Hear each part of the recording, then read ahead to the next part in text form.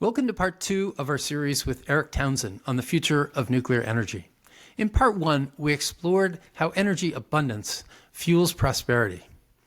Now, we turn to the geopolitical front, where China is rapidly advancing a bold nuclear strategy, while the West hesitates. What's at stake isn't just energy, it's economic leadership, national security, and the balance of global power. Here's Erik explaining how the future is already taking shape. Here's the biggest and most important point. If you're thinking, oh, this is pie in the sky, Erik, it's never going to happen. It is happening. It's happening right now, and it's happening in China. They're not just thinking about getting started on working on it. They have had a molten salt, thorium-fueled nuclear reactor mass production project underway ever since the 1970s when the U.S. abandoned this. They broke ground on their first full-scale molten salt thorium-fueled breeder reactor prototype. They're really, really going at full speed on this. So everything in this presentation is not just going to happen, but it is already happening, and it's happening in China. So when they have mass-produced thorium reactors, they're going to have nuclear energy that costs half what coal and gas energy costs, and they're not going to need any more imports of oil or coal from the Middle East or from Australia. Not to mention they would be the exporter of marginal energy throughout the rest of the world or to us. And they'll probably be selling. They'll have patented and locked up. They'll take the same idea that I just used to say we're not going to allow anyone to get into these reactors to repurpose them for weapons proliferation or any other reason, because we'll know about it from headquarters if somebody messes with it, and we'll respond instantaneously. What China will do is they'll see the same opportunity that I see to protect us against weapons proliferation. They'll say, yeah, we can protect against weapons proliferation that way, but we can also protect against nationalization and IP theft. You can lease, not buy, nuclear reactors from China. I thought the news was that it's now successful. They've been running it at full operational speed. That we didn't know. We didn't know really how successful it was being. We just knew that they were doing it. It was widely rumored and leaked that it was up and running. And all of a sudden, they came out with this and said, ta-da. Then that's what I thought. It sounded to me like there was news in that. Yeah, and you know, the other thing that I think has been distorted in terms of news, and China did it, and the All In podcast guys were just repeating what China did. China's pretending that there was a big news event, big discovery of a thorium mine. We already knew that we've got more than enough thorium. To me, it was that announcement, which was significantly larger than what people thought beforehand, wasn't so much a massive news element as it was an elevation of this topic. And they've just announced that they're building it at scale, and that they've got enough thorium from just one mine to supply it indefinitely forever. They're announcing all of these things together in the same week on purpose to send a really important message to the world, which is we've got this shit figured out. And what the message that I want everybody watching this podcast to really take to heart is China is going to be successful at building mass-produced on factory assembly lines workhorse nuclear reactors that are capable of generating electric energy or other process heat energy that's cheaper than energy from fossil fuels. And it's all going to be fueled by thorium, and it's all going to happen by 2040. Energy dominance leads to economic dominance in time. And economic dominance leads to military dominance in time. Now, if by 2040 they get this energy technology and we don't, then by 2050, China, not the United States, will be in charge of the world, and it will be China that's calling all the shots because they have the biggest military and because they have the biggest budget and they've got more money than anybody else. This show is being brought to you by our sponsor, Trueflation. Professional investors and economists, and probably any casual observers, know that government inflation statistics are only an approximation of what real inflation is. Not only that, but the government has a conflict of interest because high inflation can be so damaging to the economy, the deficit, and our $34 trillion in debt. Trueflation collects over 13 million pricing data points. Most are updated daily to reveal inflation with precision for asset managers, governments, companies, and the general public. Check them out at trueflation.com. We're proud to be sponsored by Foundation. They've created Passport, one of the top-rated Bitcoin hardware wallets, proudly made in the USA. It's fully open source and air-gapped, meaning your Bitcoin stays completely offline and secure. The shocking Bybit exchange hack shows why holding some Bitcoin offline diversifies risk. Now they're launching Passport Prime, your all-in-one solution for not only Bitcoin, but all passwords and 2FA security.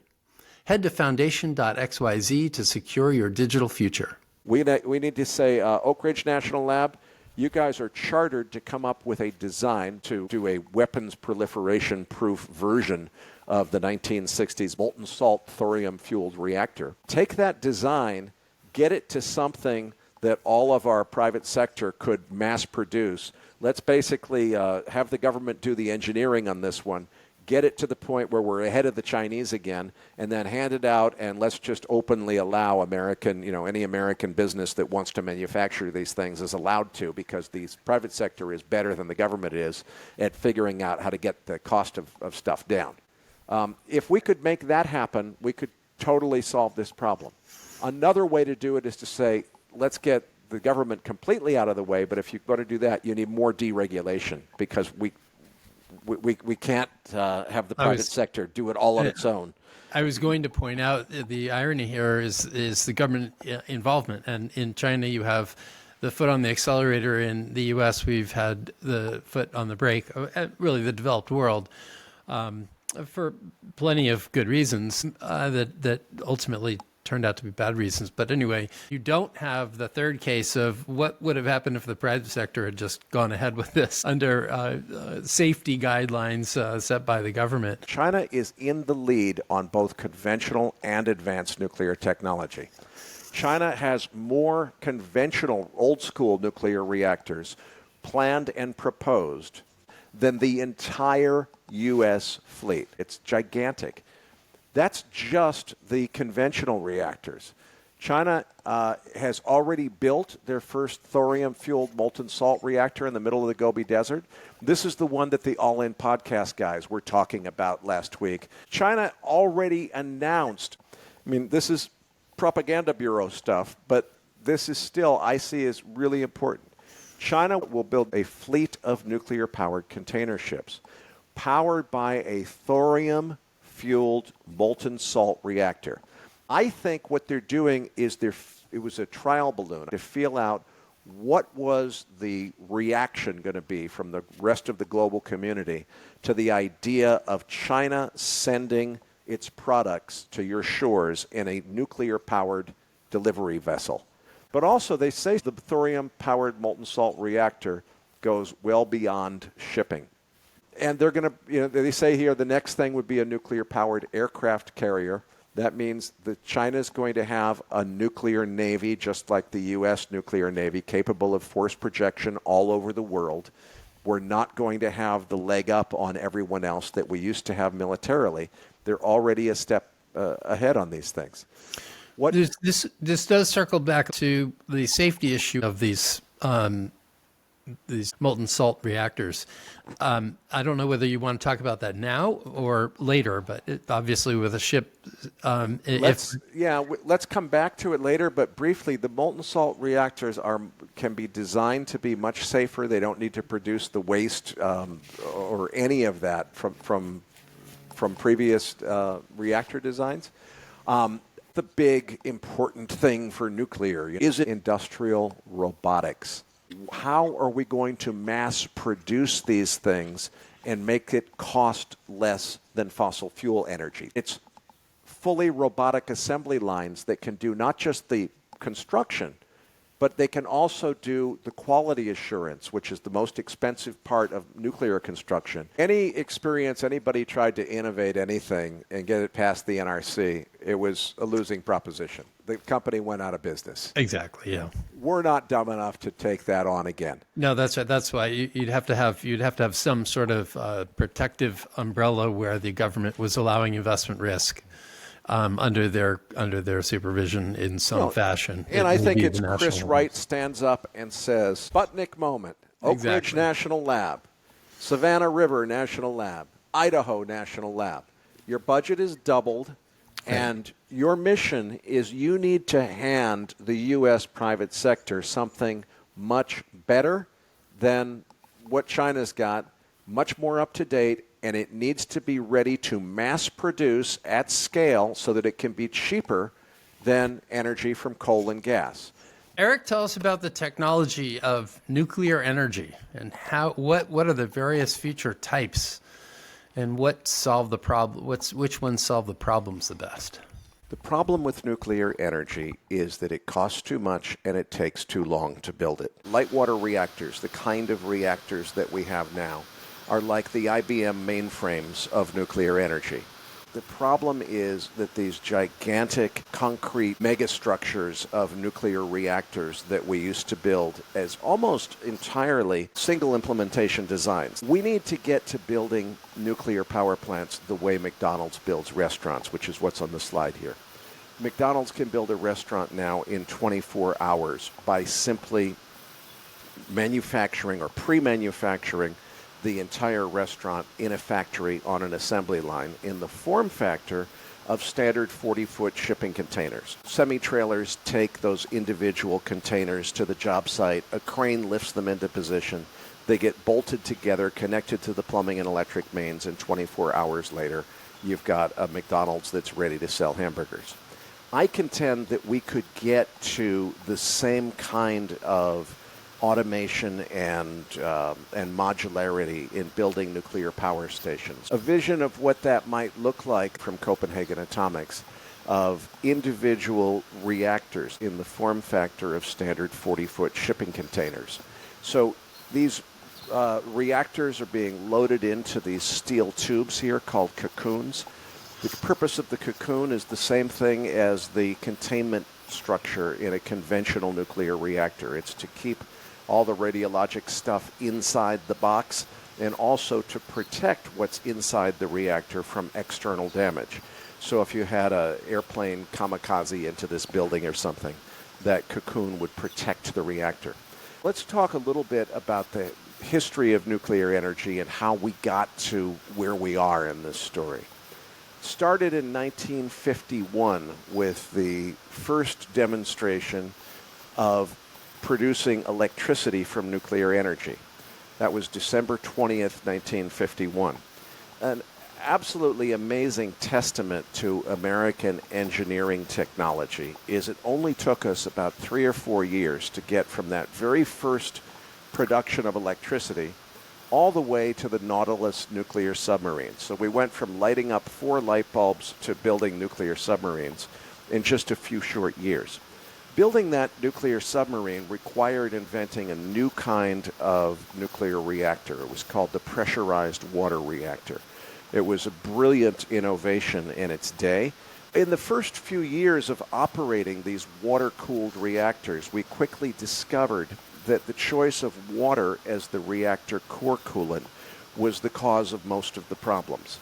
So as we had meltdowns and various loss of coolant accidents and things that went wrong. So by 1958, the U.S. government was on the search for a newer, better reactor core coolant, a replacement for water. We spent most of the 1960s doing that, experimenting with different reactor core coolants.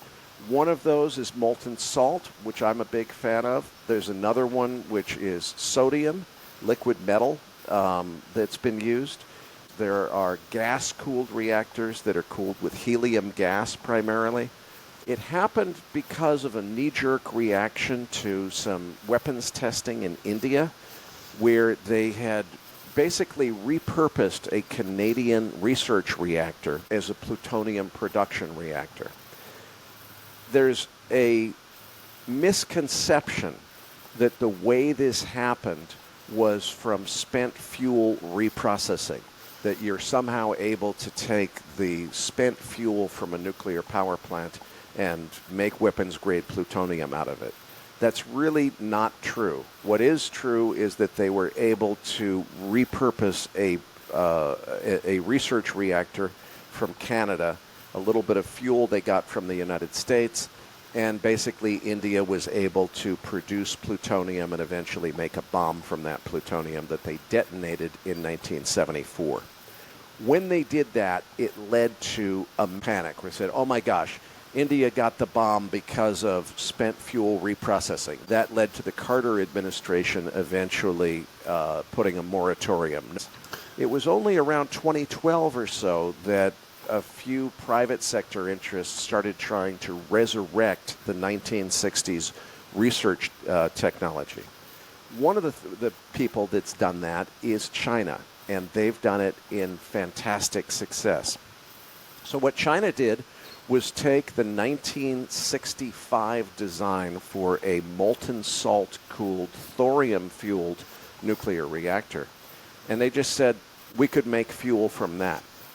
But I've got a slide coming up, I think a couple more. Before we leave this slide, I have a question. The 40-year gap of 73 to 2012, is that abandonment of our research based on the continued politicization of the risks of nuclear in the U.S., and that the scientists that would have been pursuing this research further, whether private companies or wherever it was not worth it because the ultimate approvals were so far-fetched? Well, the way that we left the nuclear power industry in the early 1970s, at that time, the way it worked was the national labs did all the research work. They figured out the reactor designs. They did all the R&D work.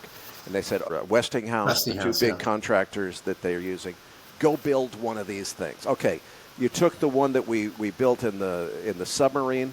Let's do that again, but this time we're going to put it on land at Shippingport, Pennsylvania. Let's do that again. So basically the national labs are calling all the shots. Also, in an industry like this, this probably has the most government cover value of all, right? If the government already has an endorsed system of production, it would be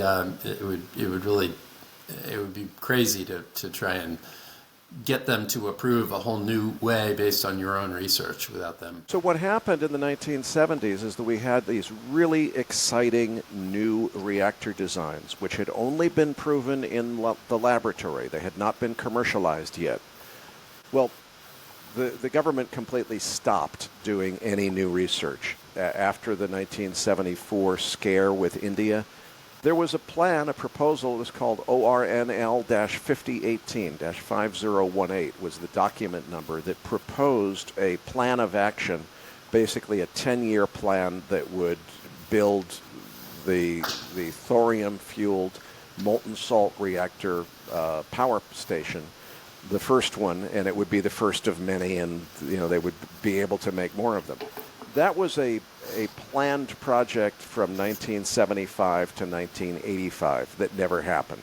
It was canceled, and instead the fast sodium liquid metal fast breeder reactor project, which was the Clinch River breeder reactor, sort of continued for a few years. Eventually, cost and schedule overruns were the demise of that project, as were some weapons proliferation fears, and that was shut down too. So everything got shut down. The only thing that the private contractors continued to build was those legacy IBM mainframes of nuclear reactors, the pressurized water reactors. Every one of the 94 reactors in the United States is a light water reactor. There's only a handful of commercial reactors that are operating today which are using advanced coolant technologies, not water, but either sodium or some other advanced coolant technology. Those are in Russia and China. Now, just since the last 5 years or so, we've got some exciting companies like Oklo that are building the forgotten technologies. And in the case of Oklo, it's not molten salt. They're working with fast sodium-cooled reactor technology. another exciting technology. I like the molten salt better, but you're talking about two advanced reactor technologies competing with decades out-of-date legacy light water reactor technology. Erik, if we have companies in the U.S. that are pursuing some of these new nuclear designs, how do we measure how much farther ahead China is than we are? Well, I don't know how to measure that. Off the top of my head, I think China is somewhere between 10 and 15 years ahead of the West on advanced reactor technology and nuclear in general. And that goes even with light water reactors, with pressurized water reactors. China's building more of them, and they've got a better advanced Generation 3 Plus design than anybody else. I see. And while China hasn't gotten to the mass production yet, they've solved the problems that can lead them to starting the mass production. But they're much closer to it than we are, and they're working with the right reactor technologies. Well, it sounds like they've identified that mass production as part of the solution, part of their mission, and we haven't gotten even there yet. Are these public companies in the U.S. working towards a manufacturing process that will mass produce reactors, or are they trying to build new reactors that work? They would say, yes, they're working on mass production, but it's all a matter of scale. What they mean by that is they want to make 100 reactors. You look at what Oklo wants to do with their microreactors. First, I don't think the microreactor is really what makes sense. I think that their larger data center projects are going to be where their bread is actually buttered. But let's imagine that what you've done is you've designed a data center reactor that produces, 75 or 100 megawatts of electricity that's going to run your data center for you. If you've designed that reactor and you can build 10 more of them, that's fleet mode construction. That's not mass production. I mean, it's a different objective, right? These companies are trying to solve a specific problem for their customers rather than a societal problem of we're going to run out of enough energy to grow our economy properly. Yeah, and I think where we are right now in the United States is we've gotten to reactor companies like Oklo and NuScale and Kairos saying, we're not going to do it the old way. We're not going to settle for pressurized water reactor designs. We want to go with advanced designs. They've each got different ideas about what the right design is. They're each going to try to do their first one, and then after they've got the first one, they're going to try to cookie cutter that and do a bunch more.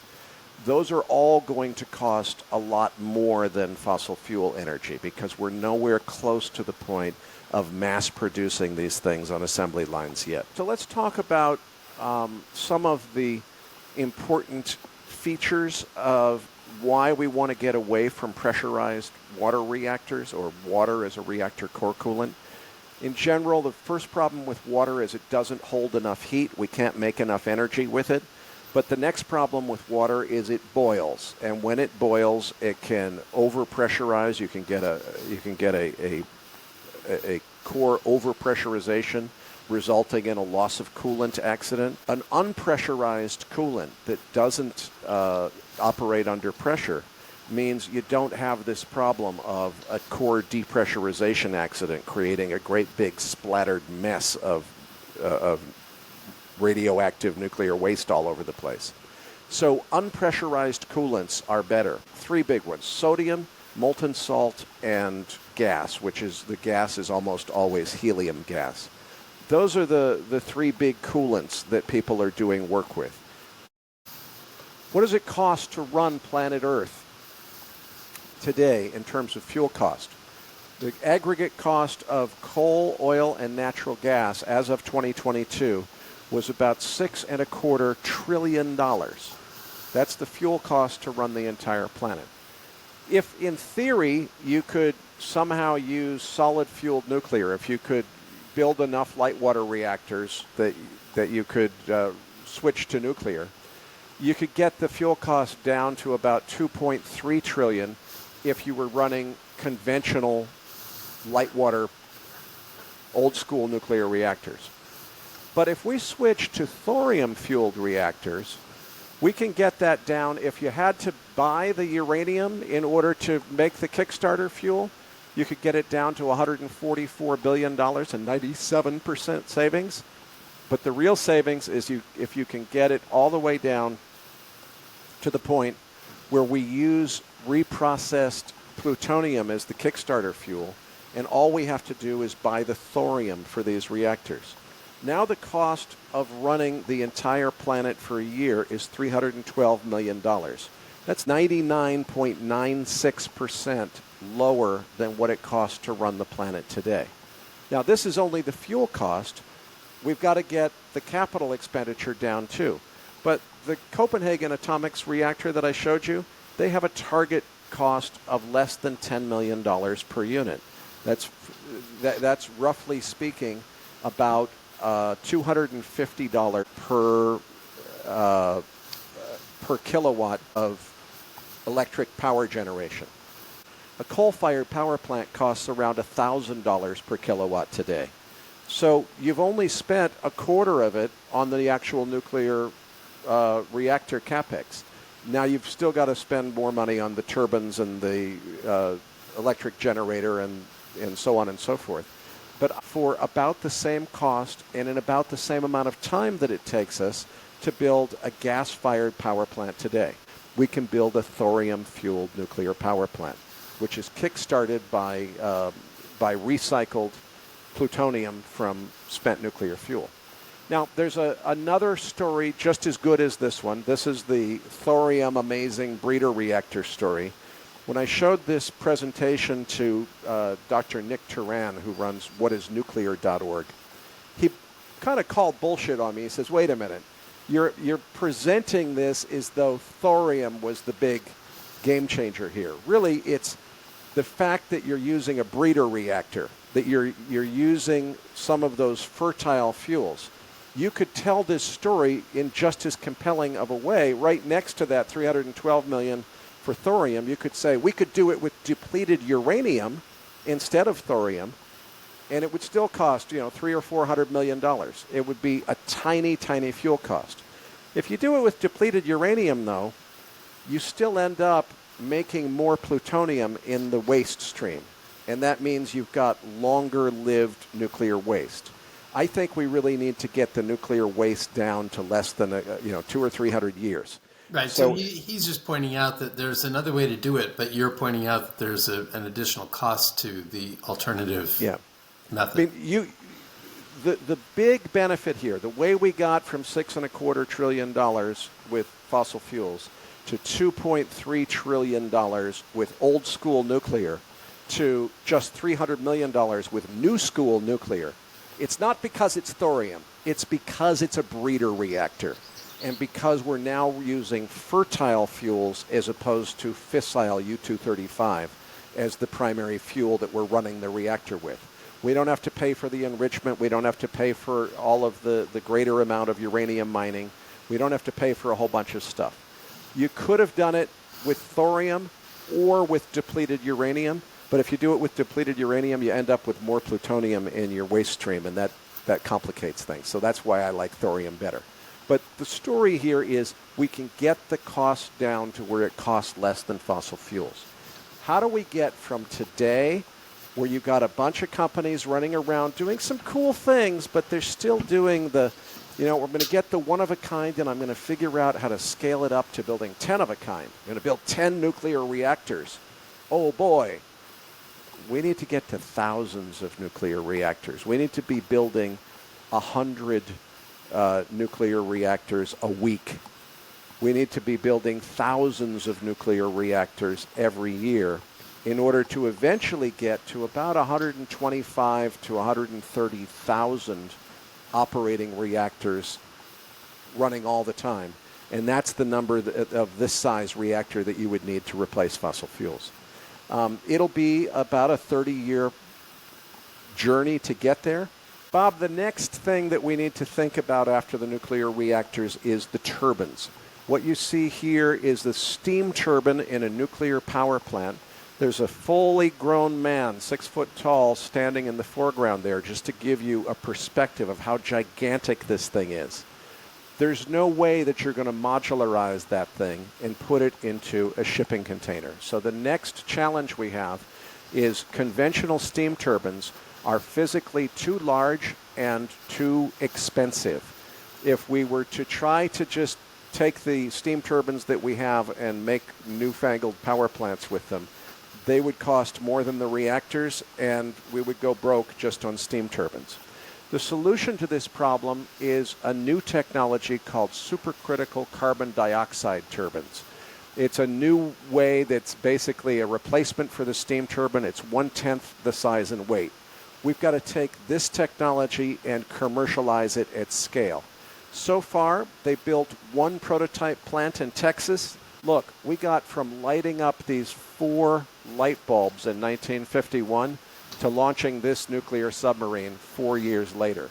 That's what can happen when the U.S. government decides to make it a priority.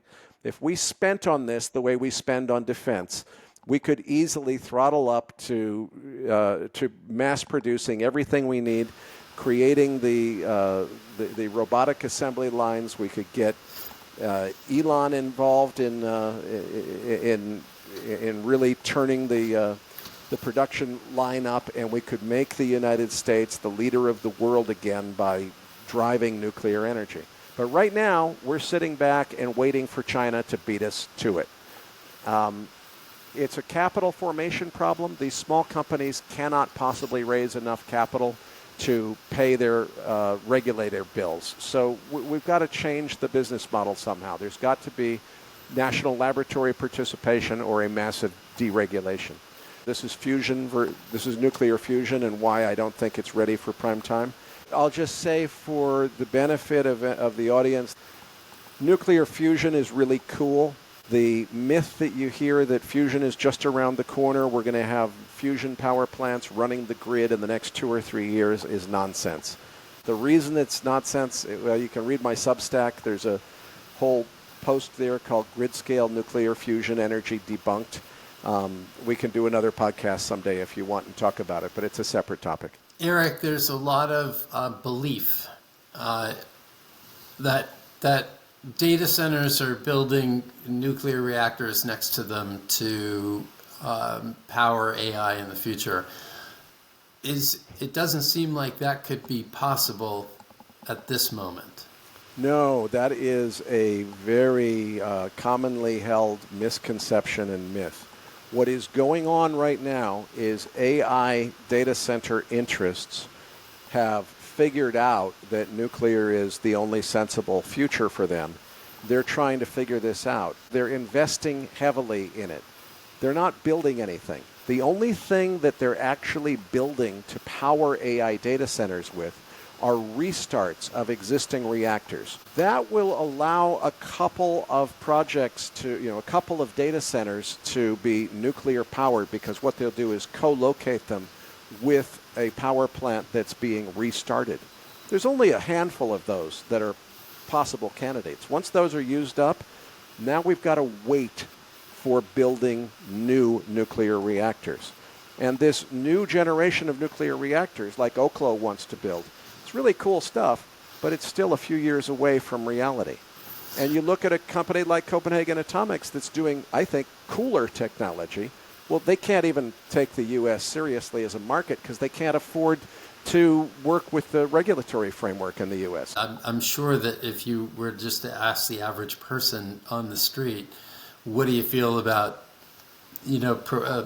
having nuclear reactors every 20 miles that are nice small modular things that are pretty safe, they would say, are you crazy? And it's just the image continues to be that nuclear energy is very dangerous, and I don't want it near me. Yeah, and I think not dangerous.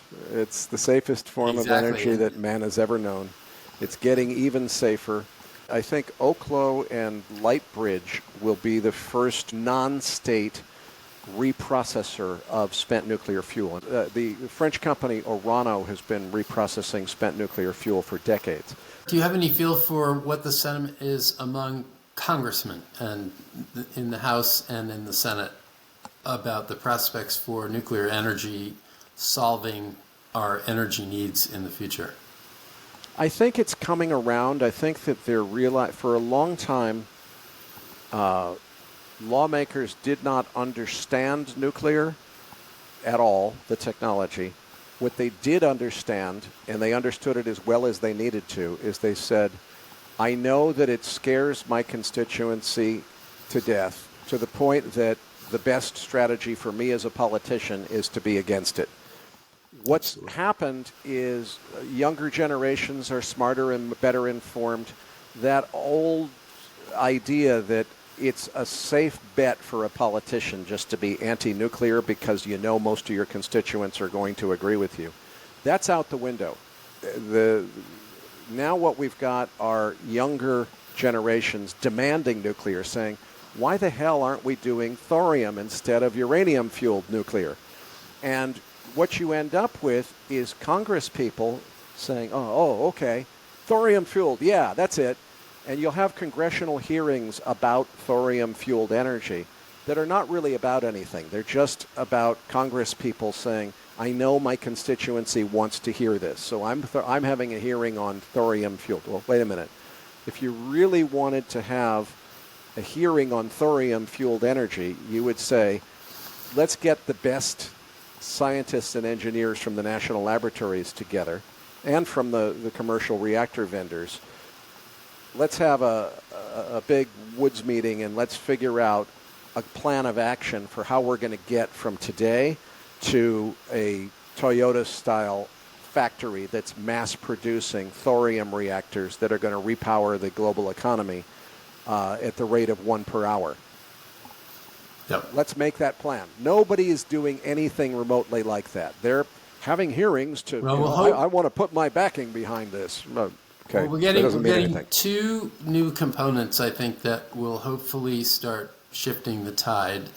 One is China, and I'd be pretty surprised if we don't start hearing some commentary out of Congress about that, and how dangerous it would be if they were not only energy independent but energy much bigger dominant. Than that. It's energy dominant. And then the other thing is economic growth. If I'm going to guess that we're not very far away, measured in years, between the time that the energy demands for AI exceed our ability to keep up, and we're going to start getting price increases that will alarm politicians, and hopefully these two things can be combined to explain that this is a really important solution to the fossil fuel problem and climate change, and that you really need to be able to generate electricity and energy without exacerbating the problems that a dominant portion of the population believes are imminently dangerous for our humanity.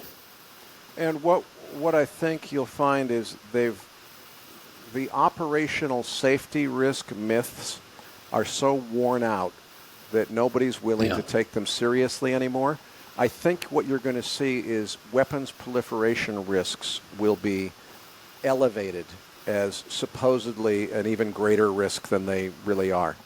Yeah. And something that I do have to acknowledge that is a real concern is targeting of nuclear facilities with conventional weapons in a war. Hasn't happened yet.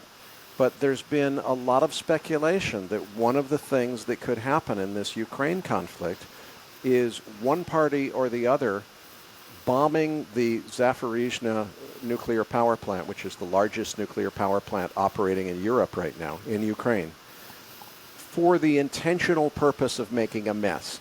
Essentially, trying to create a Chernobyl-sized environmental disaster on purpose as an act of terrorism, basically. And the idea that was floated supposedly that Ukraine's military has a secret doomsday plan where if it came down to they were just losing the war and couldn't win, their last move would be to blow up all of their own nuclear power plants in order to make the land uninhabitable so that the Russians wouldn't be able to, if we're going to die, we'll die and we'll make the land uninhabitable rather than allowing the Russians to get it. I don't know if that's invented fantasy or if there's actually somebody that's crazy enough to be thinking that way, but I predict that kind of speculative thinking, what if somebody did this, what if somebody did that, they'll make a big stink out of proliferation risks because it's all they've got left. The operational safety risks are just, it's a fantasy. Well, Erik, thank you so much. We have covered a lot of territory, and if any viewers want to track you down, where do they find you? MacroVoices.com is the best place. We have a new podcast every week.